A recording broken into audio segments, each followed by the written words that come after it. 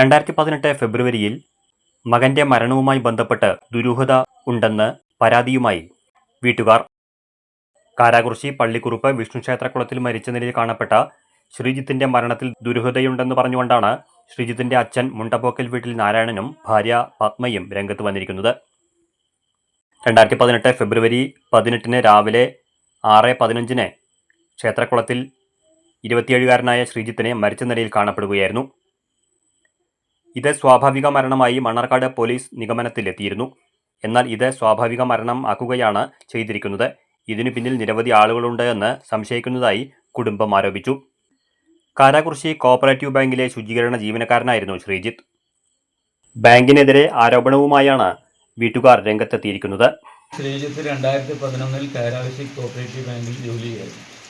അവന് ക്വാളിഫൈഡായ ബികോം പാസ്സായ ആളായിരുന്നു. എന്നിട്ടും അവർ പൈസ വേണമെന്ന് ആവശ്യപ്പെട്ടു. പൈസ 6 ലക്ഷം വേണമെന്ന് പറഞ്ഞ് ആവശ്യപ്പെടുകയും 3 ലക്ഷം കൊടുക്കുകയും അതിനോടനുബന്ധിച്ച് പ്രൊമോഷൻ തരാത്തതിൻ്റെ കാര്യത്തിൽ ഞങ്ങൾ ഭരണസമിതി ഞാനായിട്ടുള്ള സംസാരം ഉണ്ടാവുകയും അതിനോട് ബന്ധിച്ച് എൻ്റെ മകനെ 2018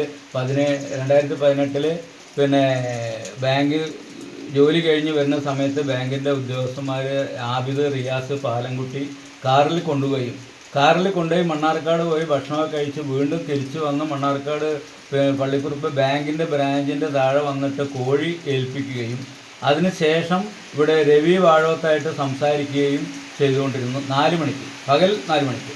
അതിനുശേഷം 5 മണിക്ക് ശേഷമാണ് എൻ്റെ മോനെ കാണാൻ ഇവരെ വീണ്ടും കാറിൽ കയറ്റിക്കൊണ്ടുപോയി പിറ്റേ ദിവസം അമ്പലക്കുളത്തിലും പള്ളിക്കുറുപ്പ് അമ്പലക്കുളത്തിലും മകൻ്റെ ബോഡിയാണ് എനിക്കും എൻ്റെ ബന്ധുക്കൾക്കും കാണാൻ കഴിഞ്ഞത്. അതിൻ്റെ മുൻപ് അവർ അങ്ങനെ 2017 മണ്ണാർക്കാട് സ്റ്റേഷനിൽ പോയി കേസ് കൊടുക്കണം. ഈ കേസ് കൊടുത്ത് വിവരങ്ങളൊന്നും ഞങ്ങൾ അറിയണില്ല. അതിനോടനുബന്ധിച്ച് കുറേ കാര്യങ്ങളുണ്ടായി. പക്ഷേ ഈ കാര്യങ്ങളൊന്നും തന്നെ ബാങ്കിൻ്റെ ആൾക്കാരും നമ്മളോട് പറയണില്ല. ബോഡി കണ്ടത് 2018 രാവിലെ, ഞായറാഴ്ച രാവിലെ 7 മണിക്കാണ്. പക്ഷേ 7 മണിക്ക് രാധാമണി എന്ന് പറഞ്ഞ കുട്ടി ബോഡി കണ്ടെങ്കിൽ തന്നെ ബാങ്കിൻ്റെ ആൾക്കാർ 6 മണിക്ക് തന്നെ അമ്പലക്കുളത്തിൻ്റെ വശത്ത് വരാനുള്ള കാരണം. അപ്പോൾ തലേ ദിവസം തന്നെ ഇവർ ആസൂത്രിതമായി ഈ കാര്യങ്ങൾ മൊത്തം ചെയ്തിരിക്കണമെന്നാണ് ഒരച്ഛനായ എനിക്ക് പറയാനുള്ളത്. നിയമ പോരാട്ടത്തിൽ 2020 പട്ടികജാതി പട്ടികവർഗ കമ്മീഷൻ തുടർ നടപടിക്കായി ജില്ലാ പോലീസ് മേധാവിക്ക് നിർദ്ദേശം നൽകിയിരുന്നു. 2025 ജൂണിൽ കേരള ഹൈക്കോടതിയും കേസ് പുനരന്വേഷണം നടത്തണമെന്ന് നിർദ്ദേശം നൽകി. എന്നാൽ ഇതേ തുടർന്നും അധികൃതർ നടപടിയെടുക്കുന്നില്ല എന്നാണ് കുടുംബത്തിന്റെ ആരോപണം. 2020 SC കമ്മീഷന് പരാതി കൊടുക്കുന്നു.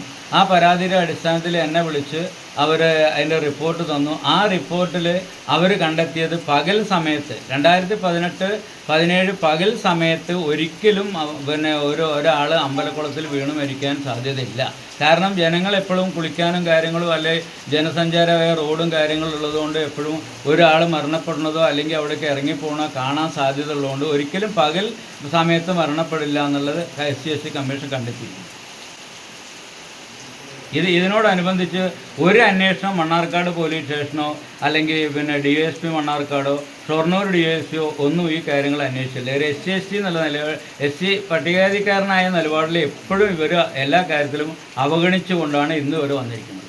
സ്ഥാനക്കയറ്റം ലഭിക്കുമെന്ന ഉറപ്പിൽ 2011 6 ലക്ഷം രൂപ നിശ്ചയിച്ച് 3 ലക്ഷം രൂപ നൽകി ജോലിയിൽ പ്രവേശിക്കുകയായിരുന്നു. മരിക്കുന്നതിൻ്റെ തലേ ദിവസം ശ്രീജിത്തിനെ കാണാനില്ല എന്ന് പോലീസിൽ പരാതി നൽകിയതും മരിച്ച നിലയിൽ കണ്ടെത്തിയ ശേഷം നടത്തിയ പോസ്റ്റ്മോർട്ടം നടപടികളൊന്നും വീട്ടുകാരെ അറിയിച്ചില്ല എന്നത് കൂടുതൽ സംശയങ്ങൾക്ക് വകവെക്കുന്നതായി ശ്രീജിത്തിന്റെ അച്ഛൻ നാരായണൻ പറഞ്ഞു.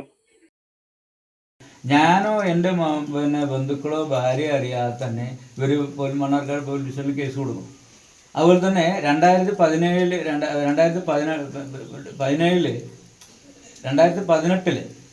17-ാം തീയതി എൻ്റെ മോനെ 2 മണിക്ക് ശേഷം കാണാനില്ലെന്ന് ചിറക്കപ്പടിക്ക് കിടക്കുന്ന നൗഷാദ് അറിയാൻ സാധിച്ചു. അപ്പോൾ പാർട്ടിയുടെ എല്ലാ ആൾക്കാരും തോമസ്, വടുതല തോമസ് അങ്ങനെയുള്ള വ്യക്തികളൊക്കെ എൻ്റെ മോനെ കാണാനില്ല എന്നിട്ട് അവരാണ് പബ്ലിഷ് ചെയ്യുന്നത്.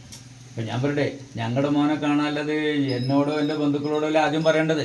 ഇപ്പോൾ കേസ് കൊടുക്കേണ്ട അവർക്കില്ല. അപ്പോൾ അങ്ങനെ ഈ ബാങ്കിൻ്റെ ആൾക്കാർ ദുരൂഹതപ്പെട്ട കുറേ കാര്യങ്ങൾ നമുക്ക് മറച്ചു വയ്ക്കുകയും നമ്മളെ മനഃപൂർവ്വം ഇല്ലാതാക്കാൻ, എൻ്റെ മോനെ ഇല്ലാതാക്കാൻ വേണ്ടി ഇവരാണ് അതിൻ്റെ ഉള്ളിൽ പ്രവർത്തിച്ചിരിക്കുന്നത് എന്നുള്ളതാണ് എനിക്ക് പറയുന്നത്.